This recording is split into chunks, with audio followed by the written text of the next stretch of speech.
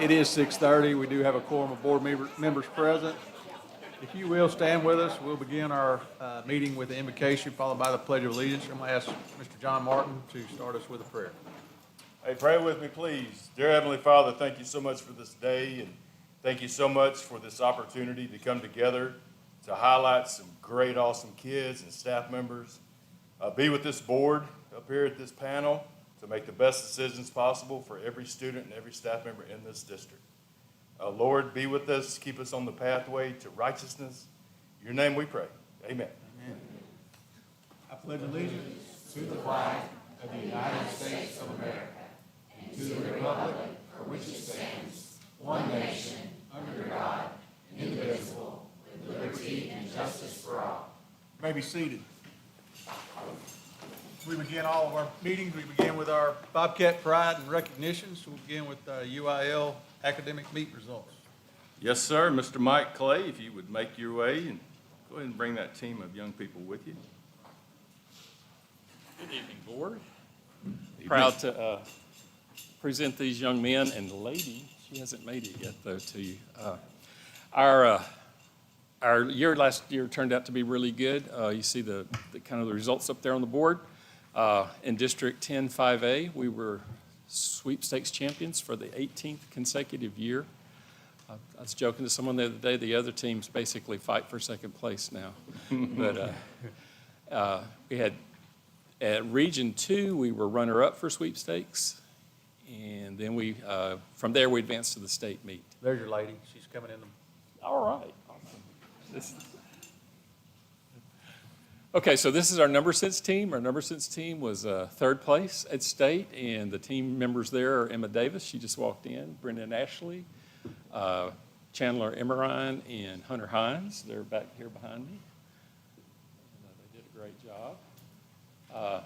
Brendan Ashley was a senior, has just graduated. He actually leaves for college tomorrow, and he's going to UT. He's been a 4-year standout member of this team. I know he medaled in all 3 events as a senior and as a junior. I think 2 events as a sophomore and 1 event as a freshman. Is that right? Okay, so, and this past year he got second place in number sense, third place in math. He also placed in calculator, but that's in a later slide. In Lincoln Douglas debate, we have Miss Washington and Christian Gatogo. He got second at state, his second trip to state. He went as a freshman. He went last year then as a junior and will be back again this year as a senior, so we're excited about that. Our 2 calculator medalists were Brennan in 6th place and Evan in 2nd place. And, you know, this is one idea of one example of somebody being a really, really good teacher because Brennan pretty much taught Evan everything he knew, and Evan finally started beating him this year. On the region meet, Evan was the only person at state to get, only person in the state to get a perfect score, 350. And in my years of coaching, I've never seen a student get a perfect score on the calculator until last year when Brennan did it. So, you know, Brennan and Evan have both made 350s on that test. This is our state champion calculator team, Brendan Ashley. I almost said the name wrong there. Garrett Simmons, Chandler Emerine, and then Evan Dunnan. And then the thing that's, I think, notable about this is that our 2nd year in a row to be state champions. I told Mr. Martin if I was a betting man, even with Brennan graduating, I would bet on us for this year again. And we recorded the highest state team score ever recorded on a calculator test at the state meet. So real proud of these guys and lady. So and we just appreciate y'all because I know we always have just a mountain of support from Mr. Martin and the board, and we just hope you continue to do that. So thank you for having us here tonight. Y'all come over here and we'll get y'all picture with Mr. Martin. Great job, guys and ladies.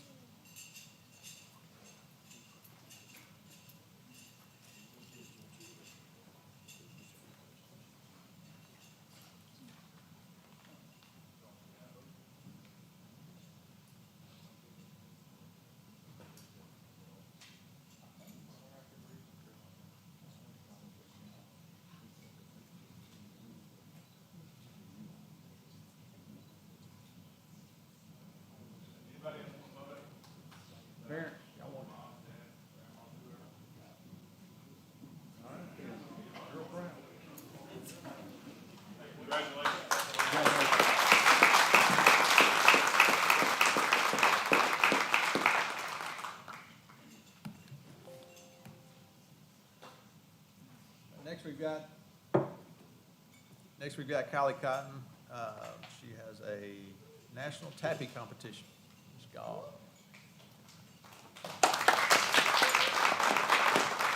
Mr. Martin, board members, I'm thrilled to be here tonight, and it is my true privilege to work in career and technical education in Hallsville ISD.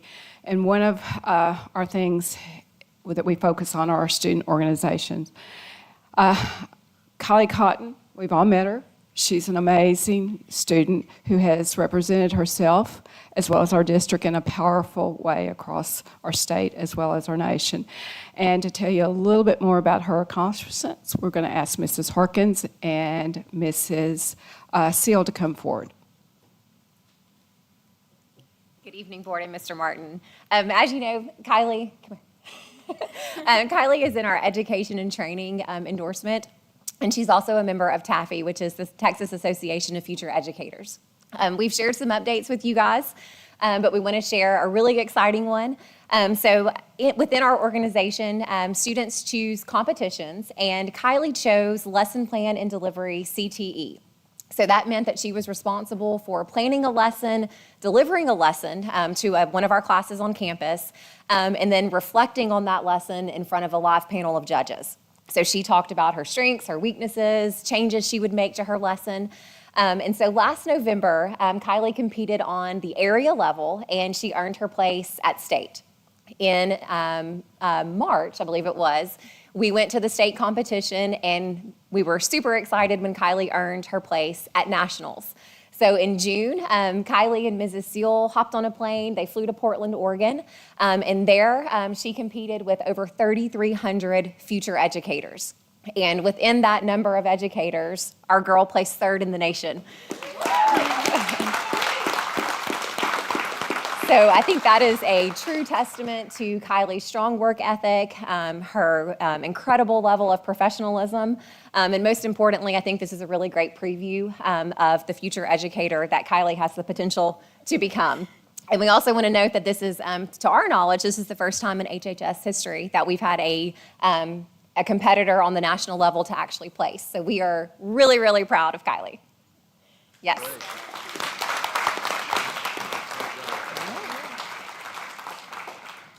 Okay, one last thing I have to mention. They're trying to hire her, okay? But one thing I have to mention that the teachers didn't mention. The day that Kylie was scheduled to fly out of Gregg County, there were 3 cancellations of that flight. 3. Bad weather everywhere but Longview, Texas. So about 4 o'clock in the afternoon, the nice lady at the airport said, well, you could go to Dallas. So Miss Seal said, here we go. Well, they get to Dallas, more cancellations, gate changes. They finally text me that they're on a plane, and I see pictures. And then at 4 o'clock a.m., they're in Portland, Oregon, only to find out there's no hotel room. But it all worked out. And Kylie, Kylie didn't have a lot of rest, but Kylie did an amazing job once again. And thanks to the teacher, I have to say, I did ask Miss Seal, at any time, did you think that you weren't going to get there? And she said, I said, did you think you might turn around? She goes, no, it was Kylie. We couldn't let Kylie down. So Kylie has made a special place in our home.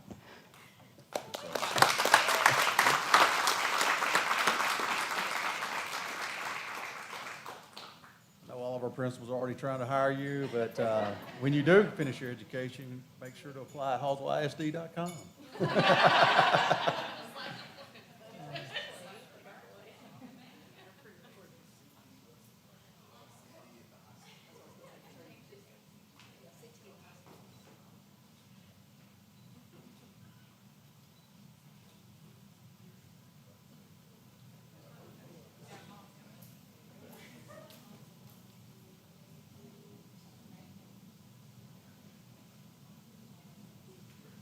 Great job. Congratulations.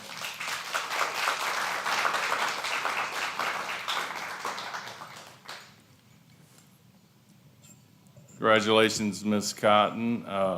I was just kind of scratching down an IOU for a contract, and so we need to get together later, and you can tell me exactly what year you're going to be ready to do all this? Okay, perfect. All right, Ms. Gall.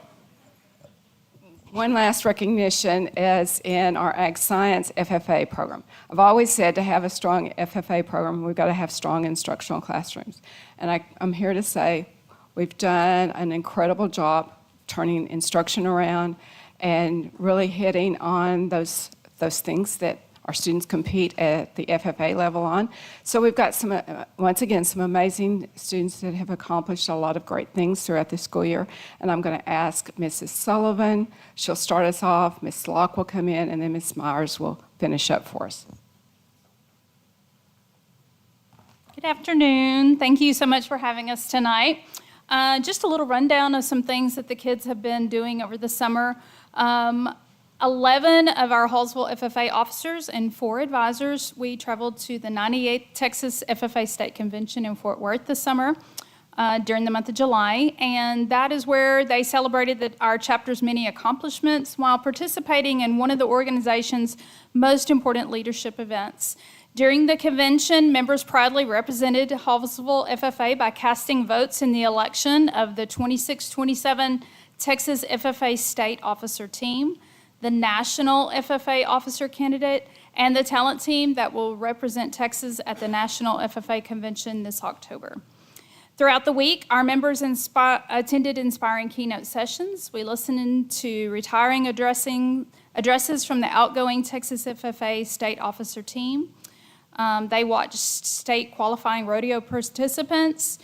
They participated in leadership workshops designed to strengthen personal growth, communication, and servant leadership. The experience provided valuable opportunities to develop leadership skills, connect with FFA members from across the state of Texas, and return home inspired to continue making a positive impact within their chapter and community.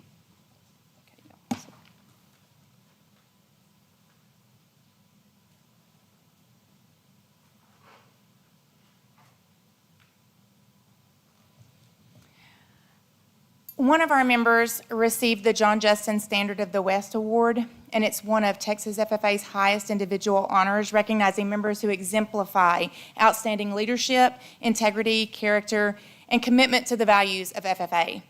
Sponsored by the Justin Boot Company, this prestigious award celebrates students who embody the true spirit of agricultural education while making a lasting impact on their chapter, their school, and their community.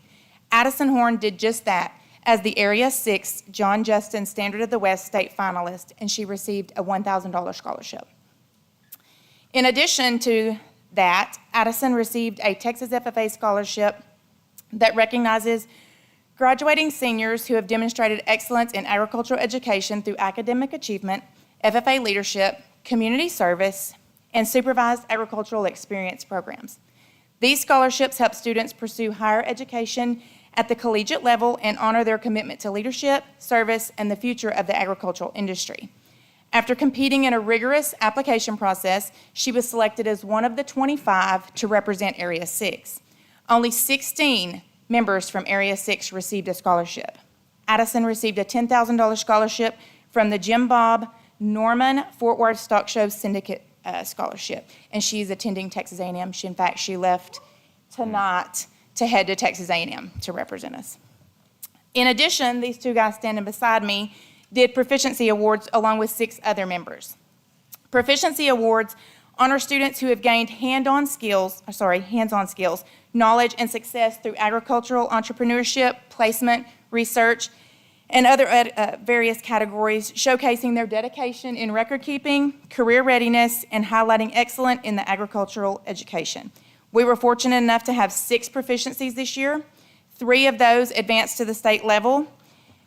Landon Rochelle advanced in agricultural mechanics, design, and fabrication. He was ranked gold, which is right below the state finalist, or state winner, and he was number 3 in the state. Corbin Hunt had agricultural sales. He was ranked silver, and he was top 5 in the state. And then Peyton Rice had sheep production. He was silver ranked, and he was top 6 in the state.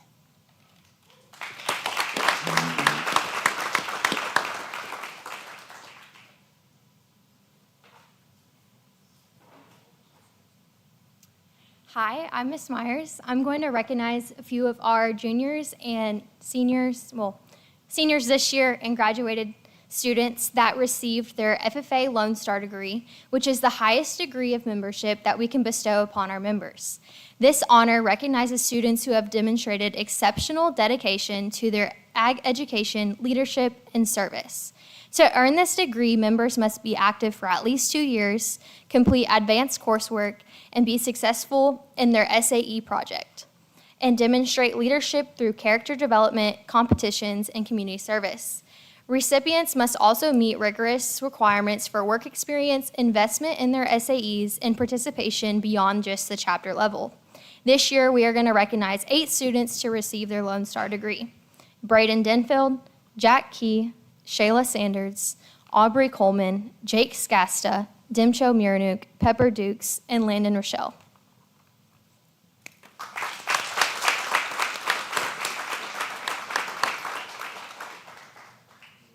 Can we take a picture with this group before the next part? I know it's like a random pause, but, okay, thank you. Now? Yes. Beautiful. Let's do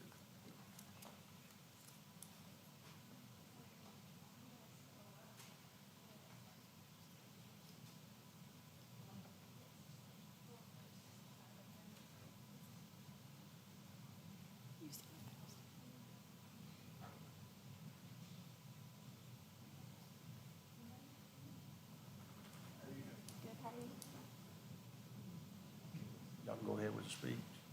Sir? You go ahead and speak. Give your own speech. Go off script. Do your own.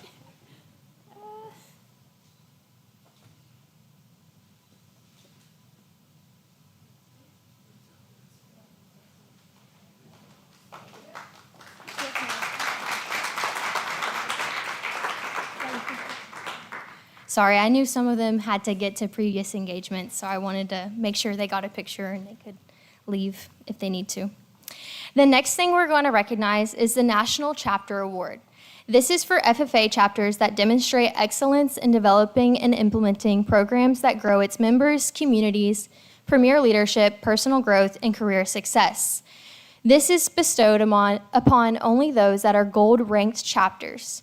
This means that they have continued our tradition of excellence. At the state level this year, we were recognized as the top 25 in the state, advancing to the national convention. This was not our only recognition that we received. Hallsville FFA was also named as one of the 3 state champions for premier chapters in the Growing Leaders Division. This marks the 4th consecutive year that Hallsville FFA has earned this premier chapter award. As an accomplishment to our dedication to our members, advisors, families, and supporters, we just want to thank all of those for this award. We recently found out that at the national level, not only did we rank a 3-star national rating, which is the highest you can receive at the nationals, we also are excited to announce that we have been selected as a national finalist for our Premier Chapter Award. This is in the Growing Leaders Healthy Lifestyle Division. We submitted a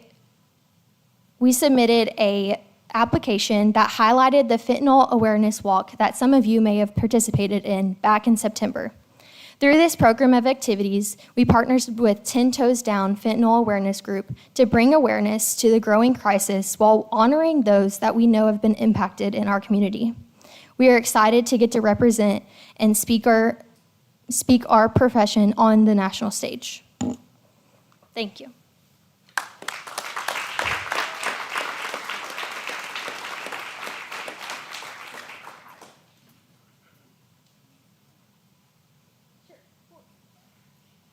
Come stand with me. Por favor, thank you. Okay, so the last thing that we have today on our agenda is the Honorary State FFA degree. This is the highest honor that the state association and a chapter can bestow upon any adult, such as ag teachers, parents, community leaders, and school representatives. Those that have provided exceptional service and long-term commitment and outstanding support to ag education are those that are nominated. Mr. John Martin was recognized by not only our chapter at the chapter level, but advanced all the way through area into state. We thought that he is an exceptional supporter of our chapter and shows the mission of the Blue and Gold, which has made a positive impact and difference on all of our students and teachers, developing their potential for premier leadership, personal growth, and career success through ag education. We are grateful to give this award to Mr. Martin tonight as he embodies the Blue and Gold. Mr. Martin, would you please accept your honorary Lone Star degree? Yes, ma'am. Thank you.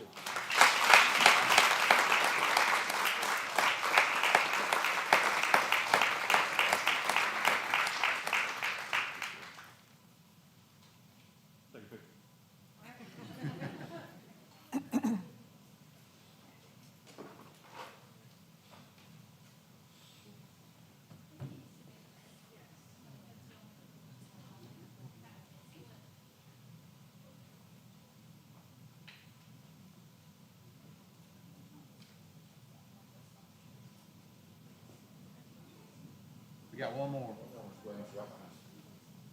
She trying to hide.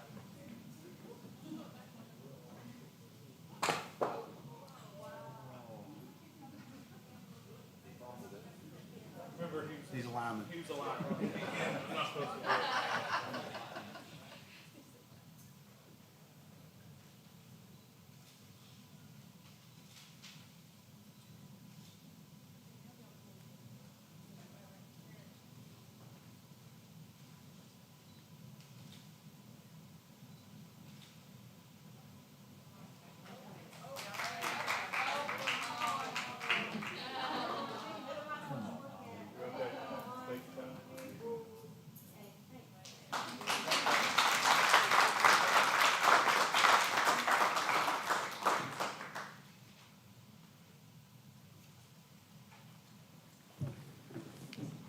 Hey, I appreciate the honor. I'm honored to have this. I tell people all the time, and I didn't even have to shovel anything out the pig farm. And I got me one of these. So I'm very excited. I've got another one that Ms. Gall gave me earlier, and it's right centerpiece in my office, because that's what it means to me. So, sounds like we're going to Indy again? Okay, what's the dates? It is going to be during Harvest Festival, October 22nd through 24th. Okay, I may see y'all in Indy. That's awesome. Thank y'all. Congratulations. Thank y'all.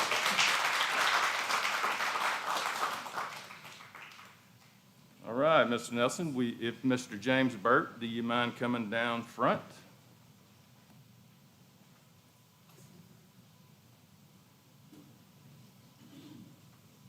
How's everybody doing? Howdy. Can I see that plaque one more time?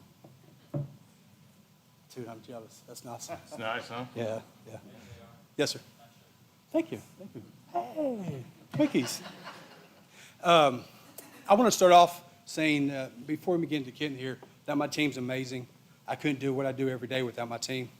And I'm thankful that through you, Mr. Martin, and the board over the years, we've developed such a good relationship with our team. And that being said, though, the reason we're here tonight is because of Kenton.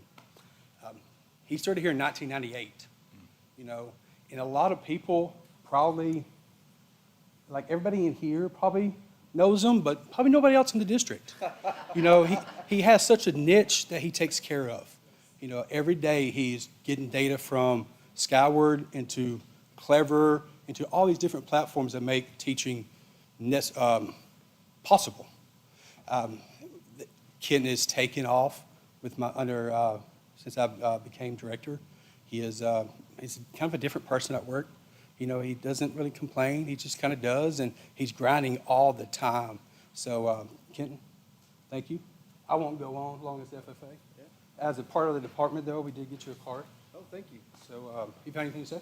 Well, I just really appreciate y'all, the board support and Mr. Martin's support and the rest of admin and our staff, because everybody, I'm just surrounded by people that work hard and want to do a good job.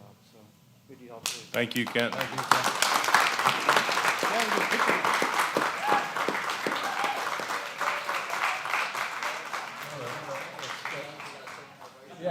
Yeah, he got a standing ovation from the staff. That's amazing.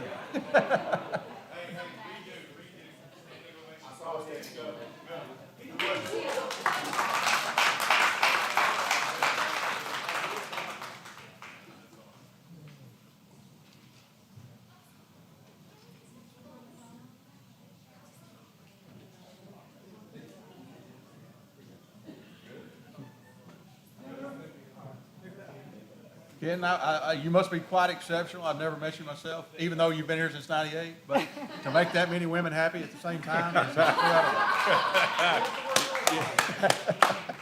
Great job. All right. That takes care of our Bobcat Pride and recognitions. We'll move forward at this time to open forum, and no one has requested to speak in open forum. We'll move on to our consent agenda.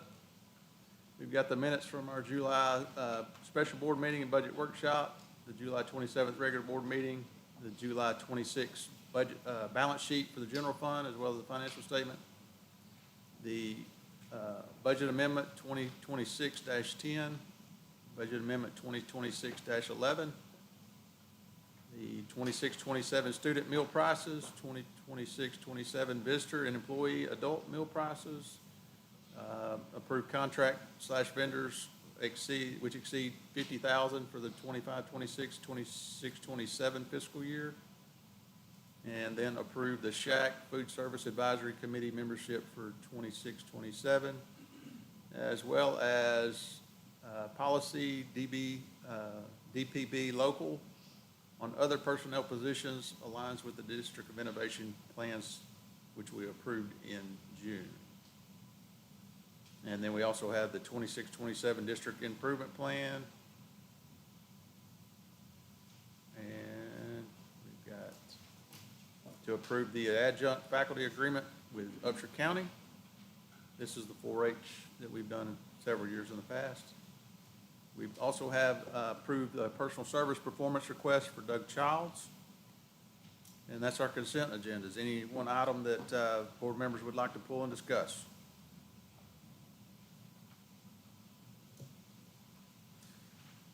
There's no questions on our consent agenda. Do I have a motion to approve?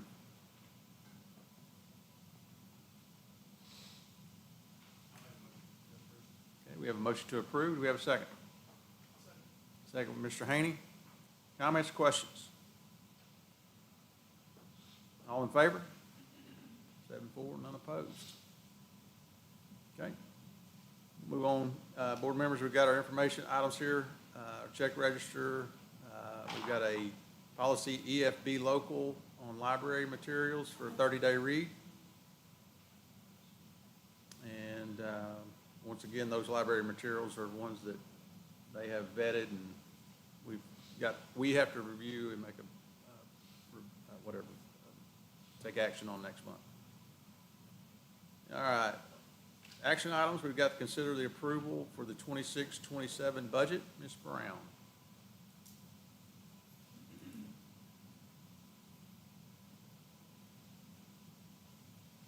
Amy, Mr. Martin, Mr. Nelson, board members. Here on this, the very last page, I believe Gwen, yes, that's it. We have all of the budgets for the required funds to be approved for the 26-27 school year. We have our general fund, our debt service fund, our food service fund, and our state compensatory education fund, which is part of a component of the general fund. For the general fund, we're proposing total revenues of $322,906,414. Total expenditures of $349,949,922 for a proposed deficit of $27,043,508. Of that deficit, as we've discussed in former meetings and presentations, that just over $27.2 million relate to either one-time projects or the compensation package as part of that as well. For the debt service fund, there'll be a proposed, let's see, can you go back up just a little bit? There you go. For the debt service fund, we have proposed revenues of $9,167,974 and proposed expenditures of $10,566,500. with a deficit proposed budget of $1,398,526. That deficit is due to the additional principal payment scheduled to be made to defease an early payment of that principal, around just shy of $2 million. So that should bring our fund balance for that fund back down to around $2 million. For the food service fund, we have total projected revenues of $2,189,500 and projected expenditures of $2,598,704 for a proposed deficit budget of $409,204 to keep and maintain under the 6 months fund balance, maximum fund balance requirement for that fund. If there are no other questions, it's administration's recommendation to approve the 26-27 budgets as presented. Okay, we have a recommendation from administration. We've had several meetings on our budget to discuss all sorts of compensation plans, maintenance projects, one-time expenditures. So we've had several meetings on this. We have a motion to approve the budget as presented. I'll make a motion to approve as presented. We have a motion to approve. Do we have a second? We have a second. Any comments or questions? I'll make a comment real quick. As I mentioned earlier in the workshop, we are showing a $27 million excess expenditures over revenue. 21 million, a little over 21 million is one-time expenditures not related to personnel. The additional 5.8 million is related to personnel. Just summarizing what was already shown, but those one-time expenditures are for maintenance projects to keep our facilities in top shape. We have some one-time expenditures for building new buildings. We have a junior high athletic complex, field house, and a covered facility that's included in there, as well as continuation of our bus barn renovation. Those are the big ticket items, and just wanted to note that in the meeting. Any other comments or questions? We have a motion and a second. All in favor? 7-4, none opposed. All right. Next item we have is to consider the approval of the INS tax rate above minimum for 26-27 for Hallsville ISD. Yes, as you had just approved the INS debt service budget to include an additional principal payment for this year, like we've done several years back. And also there was already on Friday an approval of a resolution for that to authorize that additional payment. This is a new requirement that just was passed with this last legislative session, that anytime you're approving an INS rate that is outside of your normal scheduled payments, that you have to state your reason for that. And so this is what this does. There's a special motion language provided in the recommendation down there, but this is basically just to make sure that we are transparent with our taxpayers with how we're using those INS dollars to pay INS debt service only, and for the purposes to do that. I will mention here as well that the board has approved a defeasance payment, that's the correct Yes, word, of around approximately $2 million, which calls for us to keep our INS rate flat. So at this time, we do have a motion, or we have a administration recommends to the approval of the 26-27 INS tax rate that is higher than the minimum rate for scheduled debt service payments. Do we have a motion to approve? And if so, please read the motion that is written out, or make your own motion. I move that a proposed rate of debt service at 0.095 per $100 of taxable value be approved.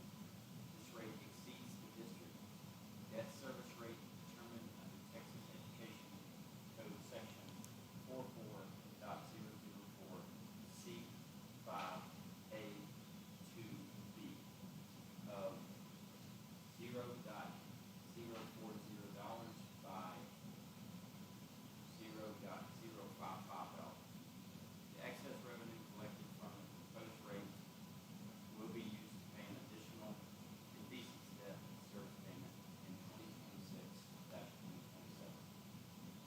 Do we have a motion? Do we have a second? I'll second. Do we have a second? Comments, questions? All in favor? 7-4, none opposed. Now we'll move on to consider the approval of the ordinance for 26-27 Hallsville ISD M&O and INS taxes. Okay. With that motion accepted for that additional payment, as well as the approval of the budgets leading up to the approval of the INS and M&O tax rates. We have the ordinance here that would propose for, on the M&O side, we have our Tier 1 tax rate of 62.54 cents. We have a Tier 2 enrichment tax rate for the M&O side of 5 cents, bringing the proposed total M&O tax rate to 67.54 cents per $100 of taxable value, and the proposed 26-27 INS tax rate to be 9.5 cents per $100 of taxable value. And it's administration's recommendation to approve these tax rates as presented. We have a recommendation from administration to approve the 26-27 M&O INS tax rates. Do we have a motion to approve as presented? If so, please read the prepared motion. If not, feel free to make your own. I'll read it. I move that the property tax rate be increased by the adoption of a tax rate of 0.7704. This motion to adopt an ordinance, resolution, or order setting the tax rate does not require language about tax increase, as stated in section 26.05B of Property Tax Code, since it does not exceed the no new revenue M&O tax rate. We have a motion. Do we have a second? Second by Mr. Haney. Comments or questions? All in favor? 7-4, none opposed. All right. Next, we have to consider the approval of reimbursement of federal grant expenditures to Stride K-12. Yes, this is a recurring agenda item related to our federal grants for the IDAB Special Education Federal Grant, as well as the Title I the Title I grant. TIVA has been, the K-12 has been approved as a provider of services and allowable expenses under those grants for some of their personnel services. And for June and July, we received those personnel reports, and from the IDAB Special Ed Grant, there's $123,132.10 for those months, and for the months of May through July, from Title I personnel, we have $858,518.06. And it's administration's recommendation to approve the reimbursement for these expenditures to Stride K-12, totaling $981,650.16. We have a recommendation from administration to reimburse Title I funds to Stride K-12 in the amount of $981,650.16. Do we have a motion to approve? Okay, we have a motion to approve. Do we have a second?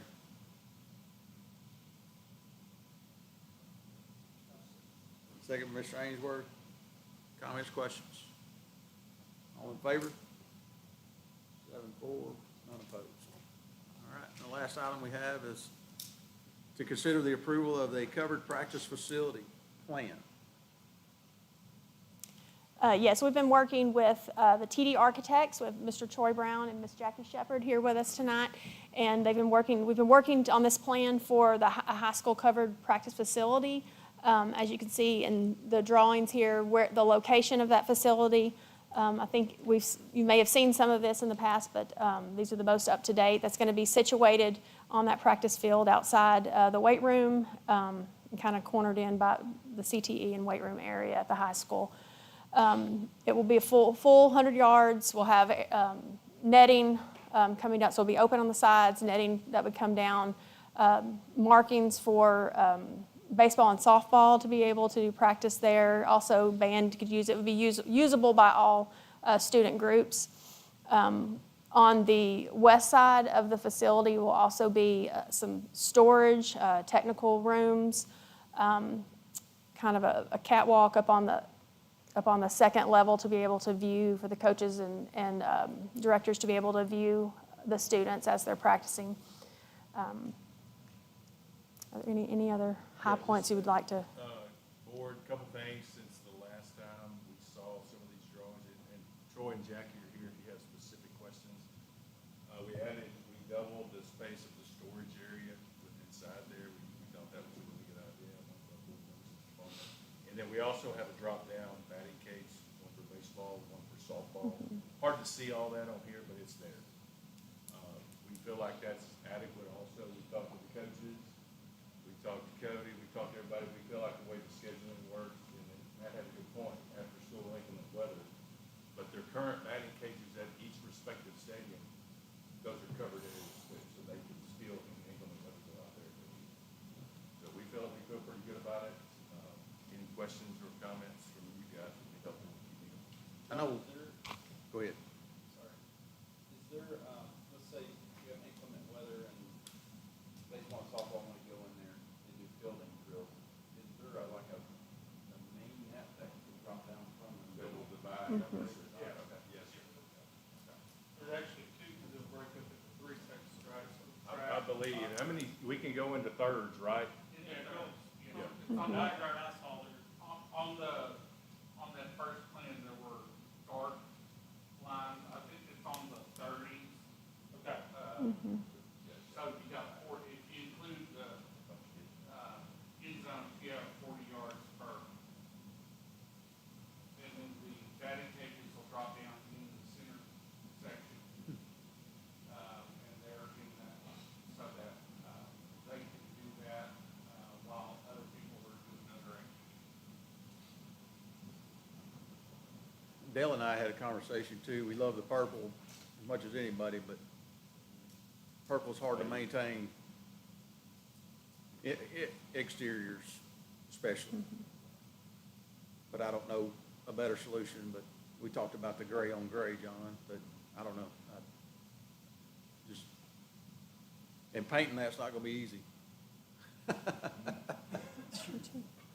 just do like gray or darker gray and black, and the purple be the also locked out? Yeah, I think changes like that are Yeah. fairly simple. Paint, paint, Yeah. and we can, basically, we're showing an option. And typically, we don't lock it down, but because of the competitive, bidding rules, we like to, allow for all the different manufacturers of paint, so we try to not lock it down until we know exactly what we're gonna get. For example, with the junior high, probably in the next, 2 to 3 months, we'll probably be confirming all the finishes and all the paint and everything that's going on, in there, and it would be the same with this, so.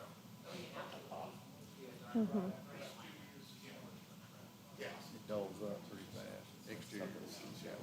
Yeah. Good point. Hey, Cody, would this, have you done any research, would this get us below the wet bulb and 180 days?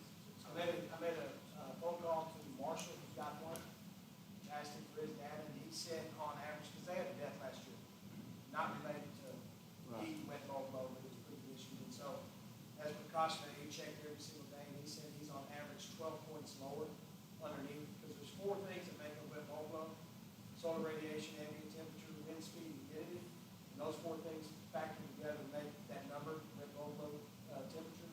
So by putting it in the shade, you're essentially taking a quarter of a formula and removing it. And so that number is, you're seeing where like Marshall 12 points lower underneath.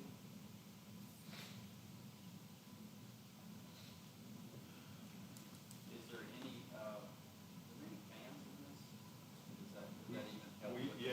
So we've had that conversation, a couple of meetings worth of conversations. We're gonna use mobile ones, some of those, the porta coolers and some different things like that, yes. And Troy and them will outfit it where the electrical plugs are leaky, so we can move those where. Basically, every column that comes in can have power and, probably not water there, but, water will be a little further apart, for those misters. There will be multiple locations. Yeah. You can run those. Because it's so open, we did look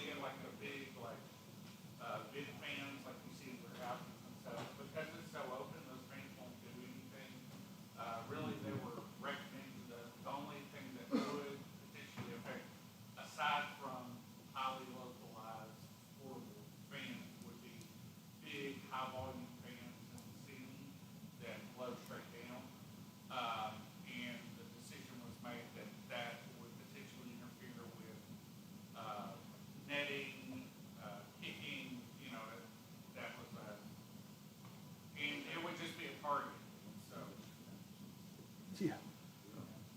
As Cody said, we're already eliminating a quarter of the formula, so I think we're good as that Yeah. goes. Anybody else have comments on the covered facility? Anything else you see you would like to explore or voice?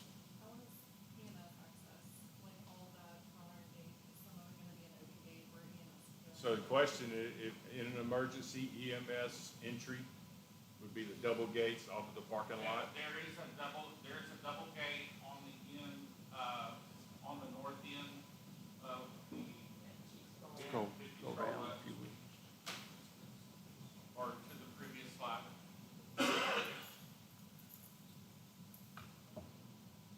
Right on the left-hand side, right.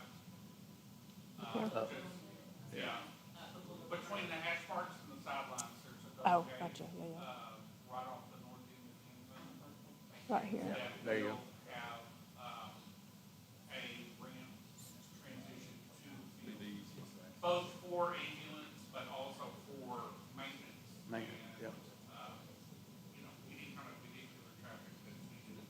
Very good. To maintain the turf as well as, change lights, things like that. Cody, do we have any research on if these turf fields last longer than outdoor? I've just got about 2 data points, John Settle and Casey Weiss tell us in Paragon. They do say they do last longer because of you don't have the direct, sunlight on them. But understand the sources are from but they're saying it lasts longer, so. But that's just conversations on 2 to 3 years is what he said, that you can expect them to be longer. Now, that's it, like, as I've already talked about my baseball, softball coach, like, those high volume areas where the plates are, and we're gonna have to put some cover down, you know, but we already kind of do that, that's an easy $1,000 fee for a match. Shouldn't be an issue. I think I had a question on there were a bunch of alternate turf areas as well. Not actually the facility, but it was around the building, around the. Oh. Go to the aerial. That one right here. This area and right What are here. the proposed uses for those? Now, I can speak for the north and south, but in between the weight room and the covered facility, Yes. that's 15 to 18 yards, it's pretty usable. If it was turf and it was down enough, there's a lot of real estate there to be able to run 40s, back and forth, to be able to do, sideline, like agilities, pro shuttles, or if the offense is on one side, you can do that. Offensive line out there, or just whatever group, it allows you to have more. And then Matt Tucker involved in it, that's just less grounds keeping in the long run, getting back there with rollers and I agree with that. on a daily basis. And also, that area is going to become part of the interior secure perimeter.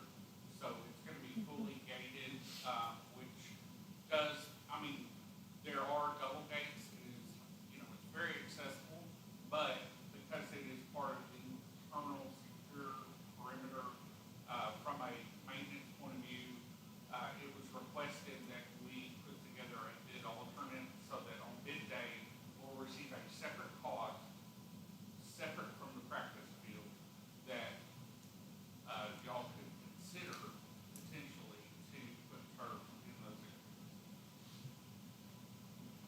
You're not compelled to accept anything, obviously, but it'll be a separate itemized cost of that. So I assume the walkways that appear there, kind of when it counts across the round area up there, those are existing walkways. Yes, sir.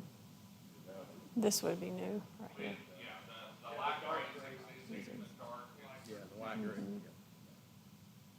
So if we wanted to get rid of them and just turf it, then you could do that too. But I don't know what they go to, so. That main north-south, I believe, has a Well, covered that's the walkway thing is, that they're goes between the community and You may the Coliseum. pay the price of a piece, not having to break. Yeah. Yeah, good point. Hey, Mr. Tucker, be thinking on this, on these alternates. These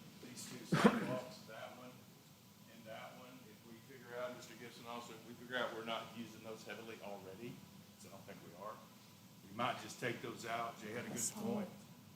Maybe cheaper because you're not having to break cut, get the sidewalk in and start again. So let's think about that and get to that piece of the alternate. One thing I would say is likely those are exits out of doors that are fire exits in those buildings. Okay. And you're required to have a fully accessible route to the accessible way, which in this case would be the parking lot. That's not to say that those doors, I would estimate that we far exceed the requirements for the whole campus. I mean, there's doors everywhere.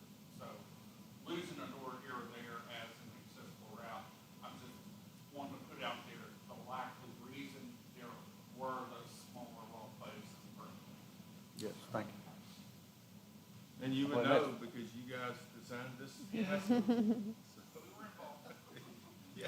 Yeah. Probably pretty sturdy information right there. Yeah. A little less gray hair at the end, but yeah. Any other comments from the board? All right. We have a proposed, recommendation for the, covered parking. Well, that'd be nice, wouldn't it? Get some covered parking. District-wide. 107 degrees. Can we get covered parking for board members on board meeting night? Covered practice facility. Do we have a motion to approve the practice facility covered? I'll make a motion to approve. The plan, okay? We have a motion to approve the plan. Do we have a second? Second by Mr. Ainsworth. Any other comments, questions? All in favor? 7-4, none opposed. Thank y'all very you. much. All right, that brings us to our department reports. Is there any one report that we would like to pull and discuss?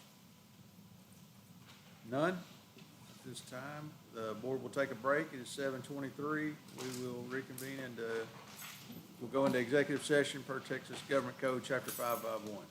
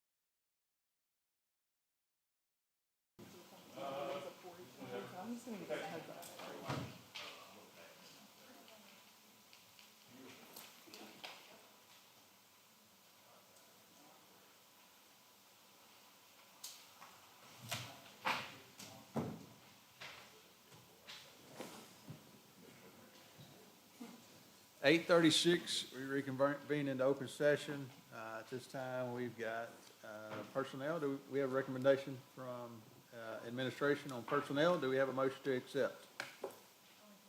We have a motion from Mrs. Jen. We have a second?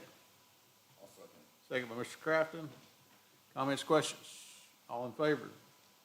6-4, none opposed. And then we've got our superintendent's report. Yes, sir, thank you, Mr. Nelson. All right, September the 11th, coming up is our homecoming game versus Corsicana. We'll also do our distinguished alumni and all that good stuff that evening. We got a full day on that Friday, young man. Okay. So, Take a day off. all right, September the 19th, out at Pinecrest, we've got Get Rowdy, Get Loud. It's our foundation, Education Foundation's big fundraiser. So if you can make that, that'd be awesome. And then our next meeting, September the 21st at 6:30 PM, right here. And Mr. President, that's the superintendent's report. Anybody got anything else? If not, we are adjourned.